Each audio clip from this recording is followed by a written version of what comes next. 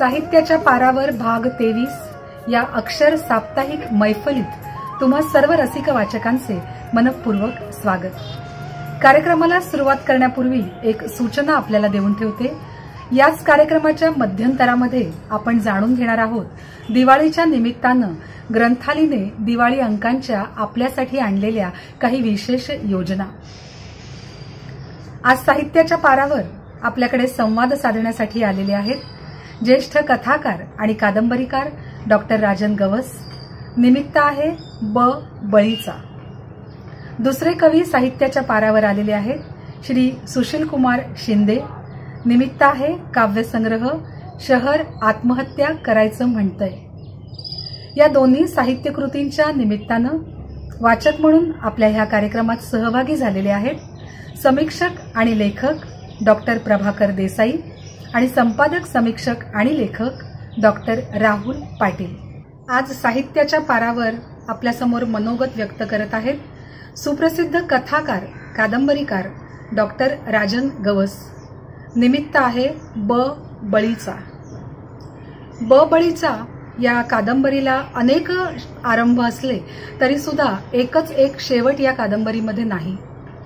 रचनाबंधाच्या दृष्टिकोनातून सुद्धा डॉक्टर गवस यांनी यामध्ये एक आगळा वेगळा प्रयोग केलेला आहे। ही कादंबरी खरं तर झपाट्याने विस्थापित होणाऱ्या कृषी संस्कृतीवर आधारित आहे।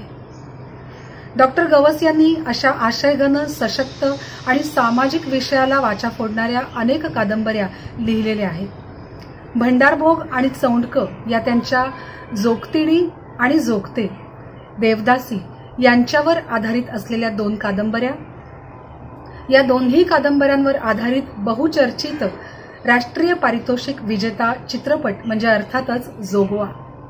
याशिवाय कळप धिंगाणा तणकट या त्यांच्या कादंबऱ्या प्रसिद्ध आहेत। रिवणावायली मुंगी आपण माणसात जमा नाही हे त्यांचे कथासंग्रह, काचा कवड्या कैफियत हे त्यांचे ललित संग्रह। याचबरोबरीने अनेक समीक्षात्मक ग्रंथ संशोधनपर लेख त्यांनी लिहिलेले आहेत। साहित्याशी संबंधित अनेक प्रतिष्ठित संस्थांमध्ये सदस्य म्हणून त्यांनी काम केलेलं आहे। त्यापैकी विशेष उल्लेखनीय संस्था म्हणजे साहित्य अकादमी आणि बोर्ड ऑफ स्टडीज मॉरिशस। त्यांच्या साहित्य कृतींना वेगवेगळ्या पुरस्कारांनी सन्मानित केलेलं आहे। तणकट या त्यांच्या कादंबरीला साहित्य अकादमीचा पुरस्कार प्राप्त आहे। त्याचबरोबर अनंत लाभसेटवार प्रतिष्ठान, वि.स. खांडेकर पुरस्कार, साहित्य अकादमी पुरस्कार, महाराष्ट्र फाउंडेशनचे पुरस्कार, महाराष्ट्र राज्य शासनाचे उत्कृष्ट साहित्य निर्मितीचे पुरस्कार अशा अनेक पुरस्कारांनी ते सन्मानित आहेत।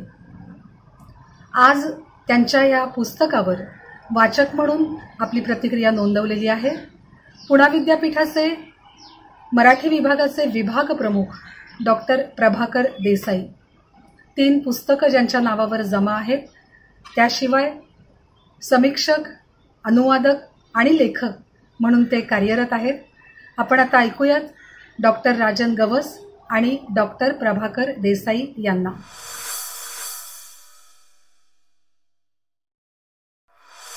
नमस्कार। आज आपण बळीचा या कादंबरीविषयी बोलणार आहोत। बळीचा ही कादंबरी पॉप्युलर प्रकाशननं प्रकाशित केलेली आहे। या कादंबरीविषयी बोलत असताना एवढंच म्हणता येईल की मी ज्या शेतकरी कुटुंबात जन्माला आलो आणि शेतीविषयक सतत विचार करत राहिलो, आजही तो करतो आहे, त्या साऱ्या चिंतनातून जे काही मला वाटलं त्यातून ही कादंबरी आकाराला आलेली आहे। शेतकऱ्याविषयी खूप बोललं जातं, खूप लिहिलं गेलेलं आहे। कोणी शेतीतील एकूण समस्येविषयी लिहितं, कोणी शेतीतील पिकांच्या हमीभावाबद्दल बोलतो, कोणी शेतीविषयक कायद्यांविषयक बोलतो, कोणी शेतकऱ्याच्या परिस्थितीबद्दल हाल अपेष्टांबद्दल बोलत आलेला आहे। या प्रत्येक बोलणाऱ्याच्या मध्ये अशा प्रकारचा आविर्भाव असतो की शेतकरी मला समजलेला आहे। पण माझ्या आजपर्यंतच्या निरीक्षणातून मला समजलेली ही गोष्ट आहे की शेतकरी ही सहजासहजी कळणारी गोष्ट नाही। म्हणजे संपूर्ण कृषीजन संस्कृती समजून घ्यायची असेल तर तिच्या समग्र परी आपल्या ध्यानात यावे लागते, पण त्या अद्याप कोणी शोधण्याचा प्रयत्न केलेला नाही। म्हणजे शेतकऱ्याच्या एकूण शेती परंपरा किती, शेतकऱ्याच्या शेतीविषयकच्या शिक्षण पद्धती किती, शेतकऱ्याच्या घरातील चालीरीती आणि त्या चालीरीतीशी बांधला गेलेला त्यांचा काही हजार वर्षाचा परंपरागत असा सांधा याविषयी फार कमी पद्धतीनं अभ्यास झालेला आहे. त्यामुळं शेतकऱ्याविषयी बोलत असताना कोणतंही विधान आपलंच अंतिम आहे अशा स्वरूपाची मांडणी करण्यामुळं शेतकऱ्याविषयी गैरसमज आपल्याकडं पसरण्याच्या शक्यता दाट निर्माण झालेली आहे. आणि यामुळं झालेलं असं आहे की शेतीविषयी बोललं जातं, शेतीतल्या समस्येविषयी बोललं जातं, शेतीमालाविषयी बोललं जातं. मग कुणाला असं वाटतं की शेती ह्या उद्योगामध्ये आपण रूपांतरित केली पाहिजे. पण असं म्हणत असताना आपल्याला हे ध्यानात घेतलं पाहिजे की शेती ही संस्कृती आहे, ती एक जीवन पद्धती आहे आणि त्या जीवन पद्धतीशी अनेक गोष्टी जोडलेल्या आहेत. म्हणजे मुळात शेतकरी हा कधीच एकटा नसतो, तर शेतकऱ्याबरोबर अनेक नानाविध गोष्टी त्याच्याबरोबर येत असतात. म्हणजे जसं शेतकऱ्याबरोबर शेरडं, ढोरं, कुत्री, मांजरं ही येतात, तसं निसर्गातले सगळे पशु, पक्षी, प्राणी हे सगळे त्याच्याबरोबर येत असतात आणि त्या सगळ्यांच्या सहित त्याचं जगणं बनलेलं असतं. त्यामुळं विचार करत असताना शेतकऱ्याचा सुटा शेतकरी म्हणून करत गेलो आपण, तर ह्या सगळ्या बाजूच्या व्यवस्था त्यातून वजा होतात. म्हणजे जेव्हा शेतकऱ्याच्या शेतामध्ये एखादा शेतमजूर शेतात कामाला जातो तेव्हा तो फक्त कष्टकरी नसतो, तर त्या शेतमजुराची सुद्धा एखादी शेरडं असतं, करडं असतं आणि त्याचा हेतू फक्त त्या ठिकाणी पगार मिळावा हा नसतो, तर त्याच्या शेतात कामाला गेल्यानंतर आपल्याला एक पेंढीभर गवत मिळेल जे आपल्या शेरडा करडाला घाता येईल असं त्याला वाटत असतं. आणि त्यामुळं शेती संस्कृतीचा विचार करताना एखाद्या सुट्या गोष्टीला घेऊन आपण विचार करू लागलो तर मग वेगवेगळ्या पद्धतीचे गुंते निर्माण होतात. आज आपल्याकडं झालेलं असं आहे की कोणी पाण्याविषयी बोलतो, कोणी त्या संपूर्ण शेतीतल्या रासायनिक खताच्या वापराबद्दल बोलतो, कोणी कीटकनाशकाबद्दल बोलतो, कोणी सेंद्रिय शेतीबद्दल बोलतो, कोणी शेतकऱ्याच्या आत्महत्येबद्दल बोलत असताना त्याच्या दारिद्र्याची समग्र चिकित्सा न करता त्याच्या व्यसनाविषयी बोलतो. पण असा सुटा शेतकरी शोधता येणं शक्य नाही. आणि हे कैक दिवस माझ्या डोक्यात होतं की हे जे काही चाललेलं आहे, ज्या पद्धतीनं शेतकऱ्याविषयी बोललं जातं आहे, लिहिलं जातं आहे, शेतकऱ्यावर ज्या पद्धतीचे आरोप केले जात आहेत किंवा त्याच्याविषयीचा जो कळवळा दाखवला जातो आहे, या सगळ्यात काहीतरी गोंधळ आहे किंवा गोलमाल आहे अशा पद्धतीची एक धारणा ही मला नेहमीच माझ्या मनामध्ये घर करत गेलेली होती. आणि मुळात ह्या सगळ्या व्यवस्थेतच माझं जगणं असल्यामुळं जे मी पाहत होतो त्यापेक्षा काहीतरी विपरीत मांडलं जात होतं. आणि हे विपरीत मांडलं जात असताना होणाऱ्या मनाला यातना ह्या बोलून दाखवता येत नव्हत्या. आणि मला असं सतत प्रश्न पडायचा की हे लोक शेतकऱ्याला समजतात काय, हे शेतकऱ्याला समजून कसं घेतात, यांना शेतकरी कळला आहे का, आणि मग ह्याच्याविषयी आपण काहीतरी लिहिलं पाहिजे असं एक काही वर्ष डोक्यात होतं. याबरोबरच मध्ये मध्ये असं व्हायचं की काही शेतकरी संघटना त्याच्या समस्यांविषयी लढे उभा करायचे. या लढ्याचं यश अपयश बाजूला ठेवू, पण या संघटनेला शेतकरी समजला तो कोणता असा प्रश्न माझ्या मनामध्ये निर्माण व्हायचा. कोणीतरी एखादा राजकीय माणूस अशा पद्धतीचं वक्तव्य करायचा की शेतकऱ्यांविषयी त्याला काहीही माहिती नाही याची साक्ष त्याचं विधानच द्यायचं. हे काय होतं आहे, कसं होतं आहे, आणि मग या शेतकऱ्याच्या सगळ्या दुःखाच्या बाबतीत हे लोक किती संवेदनाशील आहेत हाच मूलभूत प्रश्न माझ्या मनात निर्माण व्हायचा. त्यामुळं जे काही हे चाललेलं होतं माझ्या डोक्यामध्ये, हे सगळं मांडलं तर शब्दात पाहिजेत आणि ते मांडता येत नव्हतं अशी ही कैक दिवसाची माझी घुसमट होती. आणि कधी एका क्षणी असं होऊन गेलं की त्या क्षणी मी हे लिहायला सुरुवात केली. आणि आपोआपच हे लिहित असताना माझ्या मनामध्ये असं आलं की या लिहिण्यानं तरी काय होणार आहे. म्हणजे कधी काळी असं मानलं जायचं की जगातल्या क्रांतीला लेखकाचा शब्दकारक ठरत असतो, कवीचा शब्दकारक ठरत असतो, किंवा संपूर्ण समाजाची उलतापालत करण्याची ताकद लिहिणाऱ्यामध्ये असते. असं जे काही मी वाचत होतो किंवा ऐकत होतो, तर माझ्या असं लक्षात आलं की आजच्या समाजातला लेखकच गायब झालेले. म्हणजे त्याचं अस्तित्वच नाही आहे. म्हणजे तो कुठं परागंदा झाला, कसा परागंदा झाला, आणि तो परागंदा झालेला लेखक शोधणं म्हणजेच काहीतरी शेतकरी शोधणं असं माझ्या मनामध्ये येऊन गेलं. आणि तेथून पुढं कादंबरीला आपोआप आकार प्राप्त होत गेला. या कादंबरीमध्ये कल्लाप्पा कोणकरी आहे, दीपू शेठ आहे, या सगळ्यांच्यामध्ये नेमकी ही कथा कुणाची नाही सांगता येत. म्हणजे ती एका हरवलेल्या लेखकाची आहे की ती एका हरवलेल्या शेतकऱ्याची आहे. मग ही लिहित असताना आपोआपच माझ्या मनामधल्या ज्या काही आत मनामध्ये चाललेली सगळी घुसमट होती किंवा मनामध्ये चाललेली जी सरमिसळ होती, ती सरमिसळ आपोआपच या कादंबरीच्या रूपबंधात घुसली. आणि मग एकच एक प्रकारचं निवेदन न राहता एक चित्रपट कथा येते. मग एक ठिकाणी एक दीपू शेठ नावाचा मनुष्य कल्लाप्पा कोणकरी या लेखकाला शोधायला निघतो आणि मग पत्र येतात. मग यामध्येच काही वेगवेगळ्या प्रकारच्या कविता सदृश्य अशा पद्धतीच्या पद्य ओळी येतात. हे सगळं आपोआप होत गेलं. आणि हे होत जात असताना माझ्या असं लक्षात आलं की दीपू शेठ कल्लाप्पा कोणकरीला शोधतो आहे का हा जो कोणी चित्रपटाचा निर्माता आहे आणि जो चित्रपट बनवू पाहतो आहे तो कुणाला शोधतोय, तो शेतकऱ्याला शोधतोय की त्याच्यातल्या बिझनेसला शोधतोय की हा शेतकरी याच्यावरची ही पटकथा, याच्यावरचा हा सिनेमा आणि मग आपल्याला मिळणारा पैसा.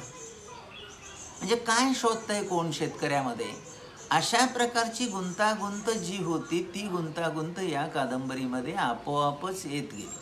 त्यामुळे इथं महात्मा फुलेंना लिहिलेली पत्र आहेत. म्हणजे झालं असं की फुल्यांना असं वाटायचं की सगळी शेतकऱ्याची पोरं शिकली की संपूर्णतः बदल होईल, कायापालट होईल. पण आज दिसतं असं की ज्या फुल्यांनी विद्येविना मती गेली असं म्हटलं, ती सगळी शेतकऱ्याची पोरं शिकली. या शेतकऱ्याच्या पोरांच्या शिक्षण संस्था आहेत, ही शेतकऱ्याची पोरं विधानसभेमध्ये आहेत, विधान परिषदेमध्ये आहेत, या सगळ्यांच्या हातामध्ये सहकारी बँका आहेत, या सगळ्यांच्या हातामध्ये संपूर्ण सोसायट्या आहेत, दूध संघ आहेत.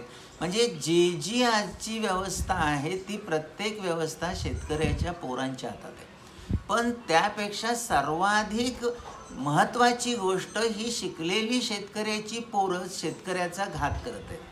म्हणजे बळीची कथा उलटी झाली.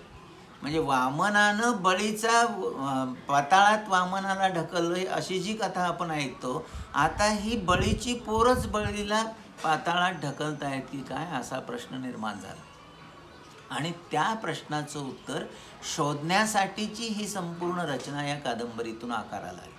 ही कादंबरी प्रसिद्ध झाल्यानंतर अनेकांनी भरभरून लिहिलं. म्हणजे मला त्या सगळ्यांचीच नावं नाही सांगता येणार, पण जाणकारांनी रमेश वरखेडेंचा लेख अतिशय काळजीपूर्वक वाचावा की ज्यामधून मला जे म्हणायचं होतं त्यातल्या बऱ्याच गोष्टी वरखेडेंनी या लेखामध्ये लिहिलेल्या आहेत. आजवर या कादंबरीचं अतिशय चांगल्या पद्धतीचं स्वागत झालं.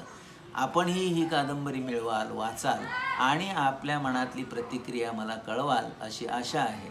धन्यवाद. दिवाळी अगदी तोंडावर आली आहे आणि तुम्हा आम्हा सगळ्यांना दिवाळीचे वेध लागलेले आहेत. दिवाळी अंक हे महाराष्ट्राचं वैशिष्ट्य, किंबहुना ते महाराष्ट्राचं सांस्कृतिक आणि साहित्यिक संचित आहे. यंदा करोनाच्या पार्श्वभूमीवर दिवाळी अंक छापले जातील का? जरी छापले गेले तरी त्यांना आर्थिक पाठबळ उपलब्ध होईल का? आणि जर दिवाळी अंक छापले तर त्यांच्या वितरणाचं काय? अशा प्रकारचे सगळे प्रश्न हे आम्हाला सुद्धा भेडसावत होते. महाराष्ट्राची ही संपन्न परंपरा खंडित होऊ नये म्हणून आमची साहित्यिक बांधिलकी जपत ग्रंथालीनं वाचकांसाठी एक अभिनव योजना आणलेली आहे. या योजनेअंतर्गत एकूण 5 दिवाळी अंक आपल्याला देण्यात येणार आहेत. हे अंक आहेत ऋतुरंग, अंतर्नाद, मौज, पद्मगंधा आणि आमचा शब्दरुची हा अंक. अर्थात हे अंक हार्ड कॉपी स्वरूपात आपल्याला थेट आपल्या घरपोच पोचवले जातील कुरिअरच्या माध्यमातून. ही केवळ एवढीच योजना नाहीये. या योजनेअंतर्गत आपल्याला आम्ही स्टोरी टेलचं 3 महिन्यासाठीचं कार्ड देणार आहोत. या 3 महिन्यांच्या अंतर्गत किंवा या 3 महिन्यांच्या कालावधीमध्ये आपण आपल्याला हव्या त्या साहित्यकृतीचा आस्वाद ऐकू शकता। याशिवाय आणखीन एक वेगळी अभिनय दिवाळी पहाट आम्ही आपल्यापुढे सादर करणार आहोत। डिजिटल स्वरूपात सादर होणारी गगन सदन तेजोमय ही दिवाळी पहाट पाहण्यासाठी आम्ही आपल्याला एक कोड कार्ड देणार आहोत। एकदाच वापरता येणारं हे कोड कार्ड वापरून जी व्यक्ती या योजनेमध्ये सहभागी झालेली आहे त्यांना या दिवाळी पहाटचा आनंद घेता येईल। आणि अर्थात तुमची जर इच्छा असेल की या दिवाळी पहाटचा आस्वाद हा आपल्या मित्रमैत्रिणींनी सुद्धा घ्यावा, तर आम्ही तुम्हाला आणखीन 4 कोड कार्ड देत आहोत, ज्याचा वापर करून तुमचे 4 मित्रमैत्रिणी या योजनेअंतर्गत दिवाळी पहाटचा कार्यक्रम डिजिटल माध्यमातून पाहू शकता। छापील अंकांच्या प्रती या मर्यादित असल्यामुळे उशिरा नोंदणी केलेल्या लोकांसाठी आम्हाला ही योजना राबवता येणार नाही। त्यामुळे त्वरा करा आणि पुढील संपर्क क्रमांकावर आमच्याशी संवाद साधा। पहिला क्रमांक आहे लतिका भानुशाली 9322207878।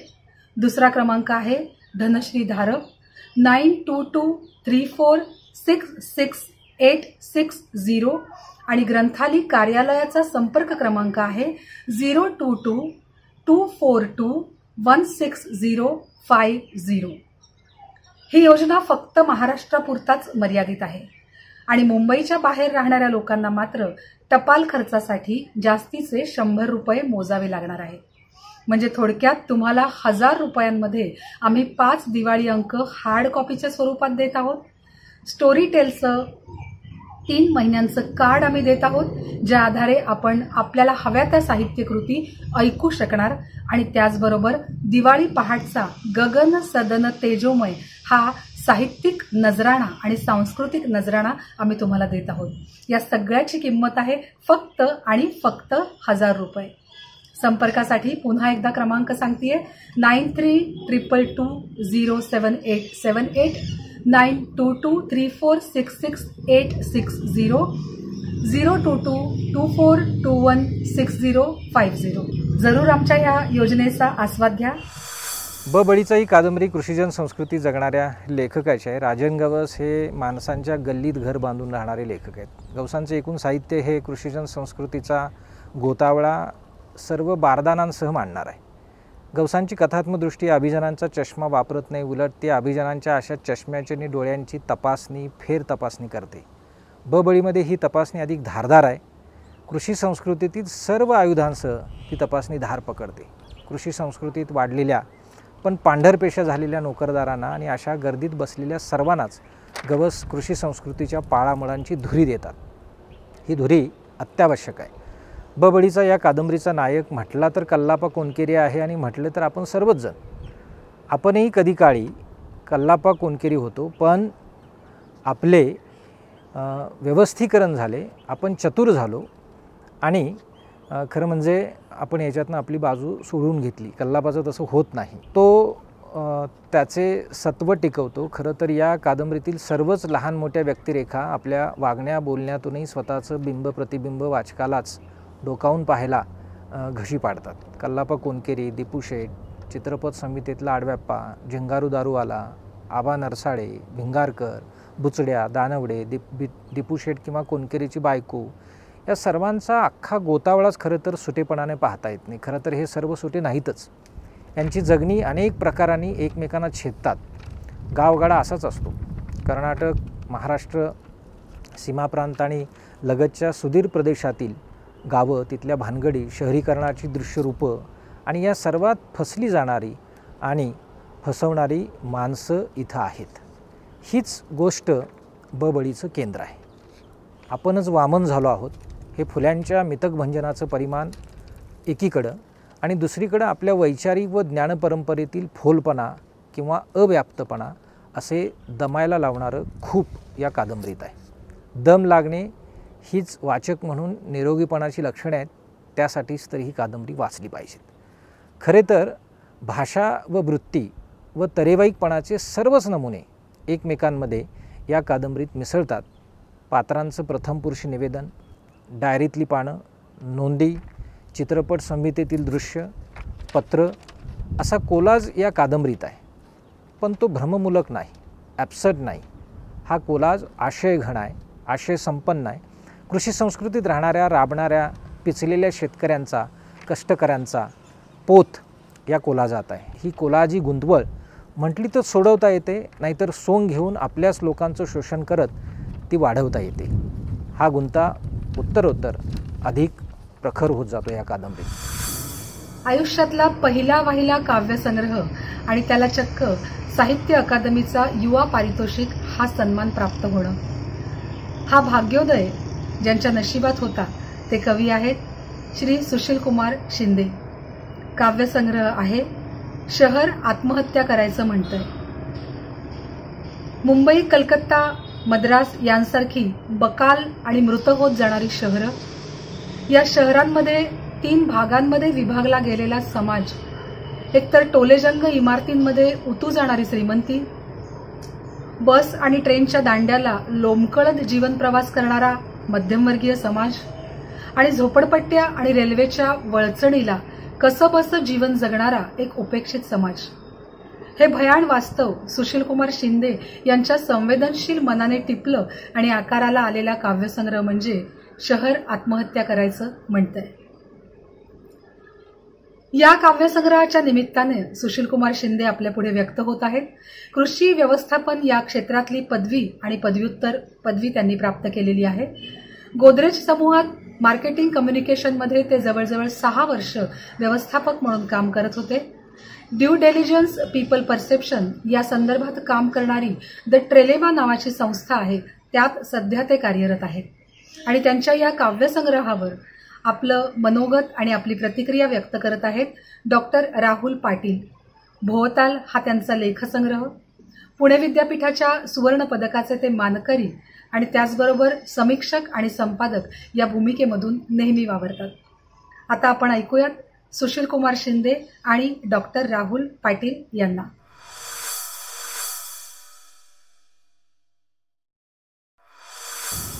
शहर आत्महत्या करायचं म्हणतंय हा कविता संग्रह 2016 साली ग्रंथालयाने प्रकाशित केला. या कविता संग्रहाचं मध्यवर्ती सूत्र शहर जरी असलं तरी या कविता शहरापुरत्या किंवा महानगरापुरत्या मर्यादित आहेत असं मला वाटत नाही. नोकरीनिमित्त मी मुंबईमध्ये आलो. मुंबईमध्ये येत असताना माझी स्वतःची ग्रामीण पार्श्वभूमी आहे आणि या सगळ्या पार्श्वभूमीवर शहरामध्ये घडणारे बदल, घडणाऱ्या घटना, कोलाहल, विरोधाभास या सगळ्या गोष्टींनी मी हादरून गेलो होतो, हे सत्य आहे. त्या सगळ्या गोष्टींची पार्श्वभूमी या कविता संग्रहामध्ये आढळूनही येईल. पण त्याचबरोबर मला नेहमी असं वाटत आलेलं आहे, मलाच नव्हे तर या शहरामध्ये वर्षानुवर्ष राहणाऱ्या माणसांना सुद्धा अलीकडच्या काळामध्ये हे शहर तितकंच भेसूर, तितकंच भयानक आणि तेवढंच शोषणकारी वाटत किंवा दिसत आलेलं आहे. अगदी या संग्रहातील एका कवितेमध्ये मी लिहिलंय की या गचाळ शहराच्या कठड्यावर मी सोलून ठेवलाय माझा आत्मा. या गचाळ शहराच्या कठड्यावर मी सोलून ठेवलाय माझा आत्मा, जसा सलीम अडकून ठेवतो कापलेला बोकड कत्तलखान्याच्या धुंडीवर. अगदी अशीच भावना या कविता संग्रहातील बहुतांश कविता लिहिताना माझी होती असं मला वाटतं. म्हणजे आपल्या आजूबाजूला बऱ्याच घटना घडत असतात, त्या घटना नकळतपणे आपल्यावर परिणाम करत असतात.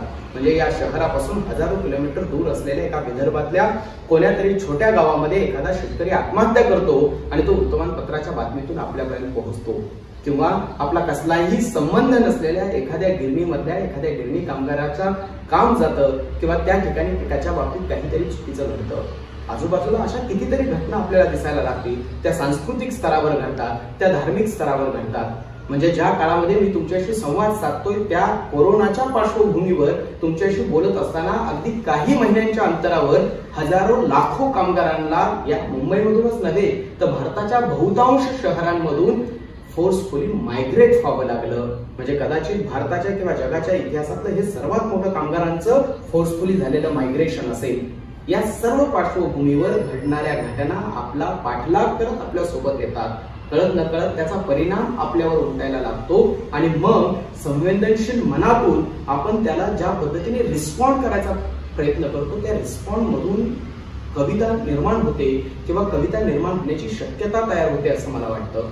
मग अगदी याच पद्धतीने विचार करत असताना कविता जवळची का वाटली किंवा मी कवितेतूनच का व्यक्त होत गेलो, या गोष्टीचा ज्यावेळेस विचार करतो त्यावेळेस लक्षात येतं की आजूबाजूला घडणाऱ्या भरमसाठ गोष्टी आपल्या कवेत घेऊन आपसू आणि नैसर्गिक पद्धतीने व्यक्त होण्याची संधी नेहमीच कविता आपल्याला देत असते. आणि त्या अनुषंगाने कविता माझ्या बाबतीत माझ्या आयुष्यात आल्या असं मला वाटतं. मग या संग्रहात लिहिलेल्या बहुतांश कविता अगदी सांस्कृतिक, धार्मिक, राजकीय, आर्थिक, अभिव्यक्तीच्या पातळीवर आपली एक ठोस भूमिका घेऊन व्यक्त होत आहेत असं मला वाटत राहतं. मग हे सारं घडत असताना कदाचित कविता आवाजी होते का किंवा कविता स्टेटमेंट म्हणून येते का अशी शक्यता निर्माण होते. चांगल्या कवितेसाठी ते कदाचित मारकही असेल, पण कवी म्हणून मला नेहमी असं वाटत आलेलं आहे की माझी कविता म्हणून कुठे उभे राहते यापेक्षा ती कुणाच्या पाठीमागे उभी राहते, कुणाच्या सोबत उभी राहते, या गोष्टीला माझ्या दृष्टीने अनन्यसाधारण महत्व आहे. त्यामुळे या संग्रहातील कविता असतील किंवा या संग्रहानंतर लिहिलेल्या कविता सुद्धा असतील, कविता ही माझ्या दृष्टीने अशी गोष्ट आहे की जी मला माझी दृष्टी आणि माझी भूमिका व्यक्त करण्यासाठी, कविता ही माझ्यासाठी अशी गोष्ट आहे की जी मला जगाकडे पाहण्याची दृष्टी देते आहे. जगाकडे सृजनशील पद्धतीने, जगाला सृजनशील पद्धतीने सामोरं जात असतानाच एक महत्वाचं माध्यम म्हणून मी कवितेकडे पाहतोय असं मला वाटत आलेलं आहे. हाताला काम देणारं, रोजीरोटी देणारं, स्वप्न दाखवणारं हे शहर आपल्या स्वतःच्या पोटामध्ये मात्र पराकोटीचं राक्षसीकरण घेऊन जगतंय असं मला का वाटलं, या गोष्टीचा ज्यावेळेस मी विचार करतो त्यावेळेस लक्षात येतं की कूस बदलणारी शहर नावाची कविता या संग्रहामध्ये आहे. कूस बदलणारी शहर पटापट बदलत गेली, साथीच्या रोगाची लागण व्हावी तशी. कूस बदलणारी शहर पटापट बदलत गेली, साथीच्या रोगाची लागण व्हावी तशी. बदलत राहिले नकाशे आणि आत्म्याने टाकून द्यावी काळ, पण थोडाही बदलू नये गुणधर्म, तशी अजून विषारी होत गेली शहर. मातीलाही माती घेण्याची लागावी भूक, तशीच माणसं माणसाला लुटत राहिली, मारत राहिली, गिळत राहिली. किती सहज शहरांचं जंगलात रूपांतर झालं. हे शहराचं जंगलात रूपांतर होणं नेमकेपणाने या बहुतांश कवितामध्ये येतंय असं मला वाटतं. मुळात आपण आजूबाजूच्या परिवेशाकडे बघत असताना ही शोषणकारी, दमनकारी व्यवस्था जी आहे ती कालानुरूप अधिक विकृत होत चाललेली आहे हे लक्षात येतं. आज मी तुमच्याशी संवाद साधत असताना एकीकडे पोस्ट ट्रुथ सारख्या काळामध्ये तुमच्या डोळ्यासमोर उभं राहिलेलं चित्र, कानावर पडणारे शब्द हे जसेच्या तसे खरेच आहेत यावर आपण विश्वास ठेवू शकत नाही.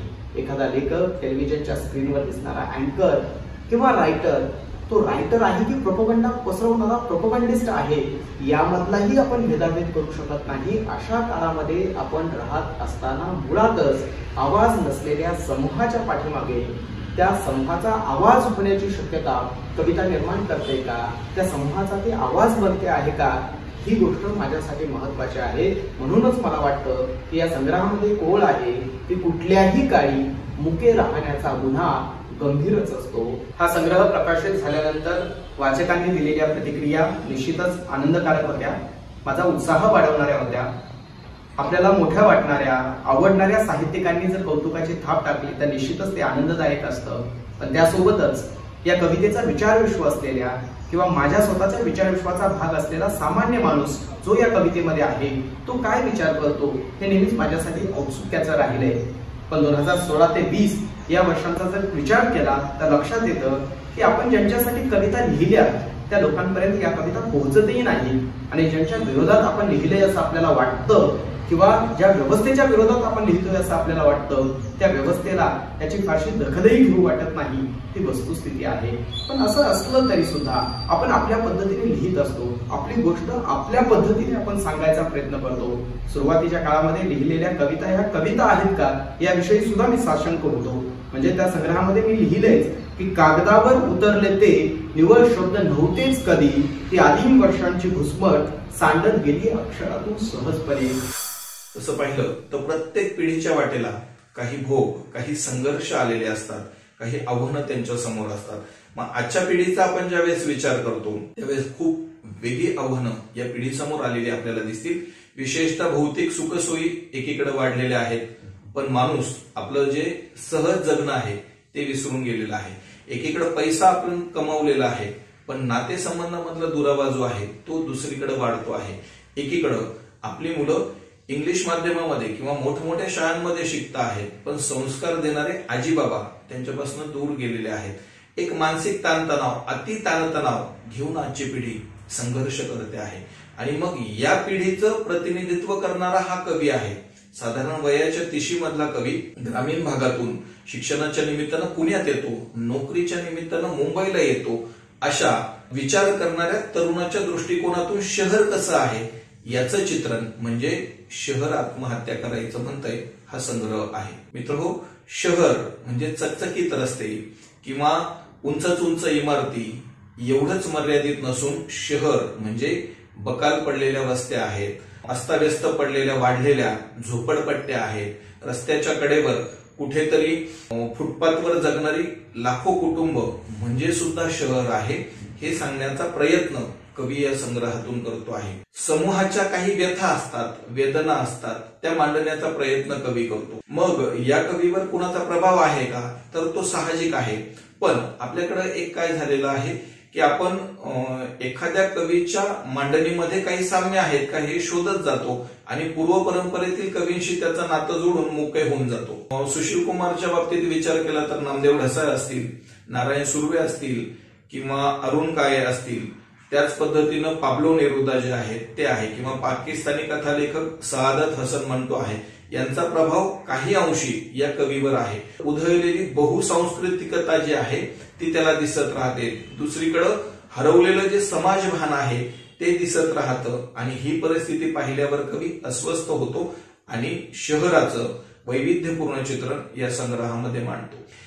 आजची आव्हानं जी आहेत ती आव्हानं पेलण्याची शहरातल्या या सगळ्या घटकांची जी क्षमता आहे ती संपलेली आहे आणि म्हणून हे शहर कुठेतरी आत्महत्या करण्याचा विचार करत आहे. हे खूप अवघड आहे, हे खूप आव्हानात्मक आहे आणि हे आव्हान संवेदनशील पद्धतीनं परखड भाषेमध्ये कवीनं कवितेच्या रूपानं मांडलेलं आहे. म्हणून 1990 नंतरच्या कवितेचा विचार करताना या कवितेमध्ये परात्मता येते, या कवितेमध्ये अस्तित्ववाद येतो, या कवितेमध्ये तटस्थता येते आणि या सगळ्यांचं मिश्रण म्हणजे आजचं संमिश्र जगणं आहे. हे जगणं कवित घेणारा कवी म्हणून सुशील कुमार शिंदे एक महत्वाचा कवी आहे. 1990 नंतरच्या कवितेचा इतिहास लिहिताना सुशील कुमार शिंदे यांना वगळता येणार नाही, इतकी त्याची कविता मला महत्वाची वाटते. आपण ऐकत आहात साहित्याच्या पारावर भाग 23. साहित्याच्या पारावर भाग 24 आणि भाग 25 हा विशेष भाग असणार आहे. या अंतर्गत दिवाळी अंकांचे चित्रकार आणि दिवाळी अंकांचे संपादक मुलाखतीच्या माध्यमातून आपल्याशी संवाद साधतील. 24व्या भागामध्ये सहभागी होणारे चित्रकार आहेत विवेक रानडे, पुंडलिक वझे, विजयराज बोधनकर, प्रदीप म्हापसेकर, रवी मुकुल, शिरीष घाटे आणि सतीश भावसार.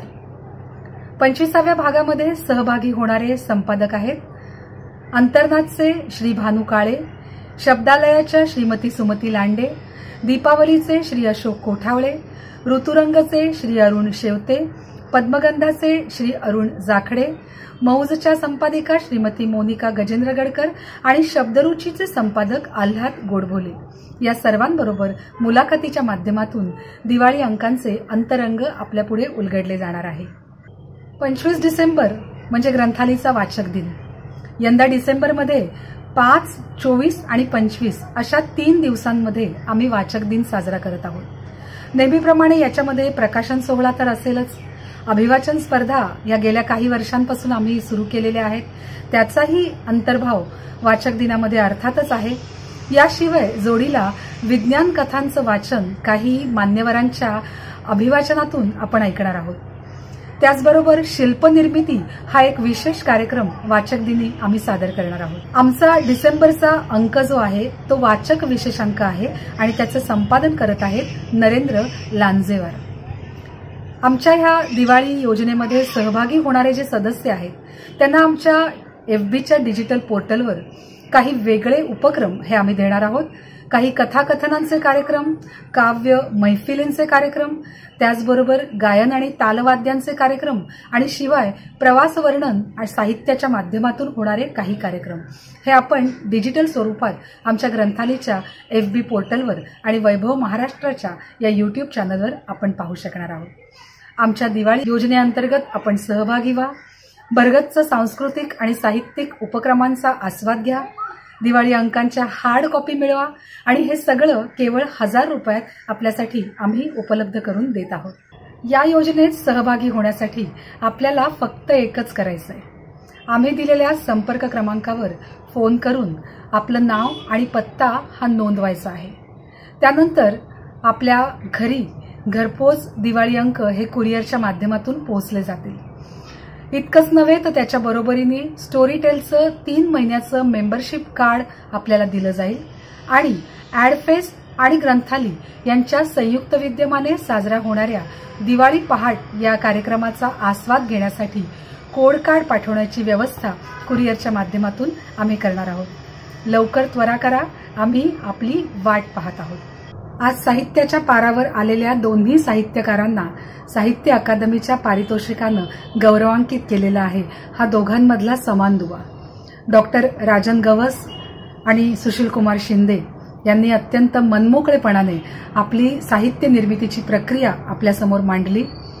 प्रभाकर देसाई आणि राहुल पाटील यांनी वाचक म्हणून अगदी मोकळेपणाने आपली प्रतिक्रिया नोंदवली. त्याबद्दल मी त्या दोघांचेही मनापासून आभार मानते. ग्रंथाली वॉच या आमच्या FB पोर्टलवर आणि वैभव महाराष्ट्राचे या YouTube चॅनलवर तुम्ही साहित्याच्या पारावरचे सगळे कार्यक्रम पाहू शकता. साहित्याच्या पारावरचा 24वा भाग आणि 25वा भाग हा दिवाळी अंकाचे संपादक आणि दिवाळी अंकांच्या मुखपृष्ठाचे चित्रकार यांना समर्पित केलेला आहे. त्यामुळे हा भाग पाहायला विसरू नका. पुन्हा भेटूया साहित्याच्या पारावर. तत्पूर्वी आपली रजा घेते. नमस्ते.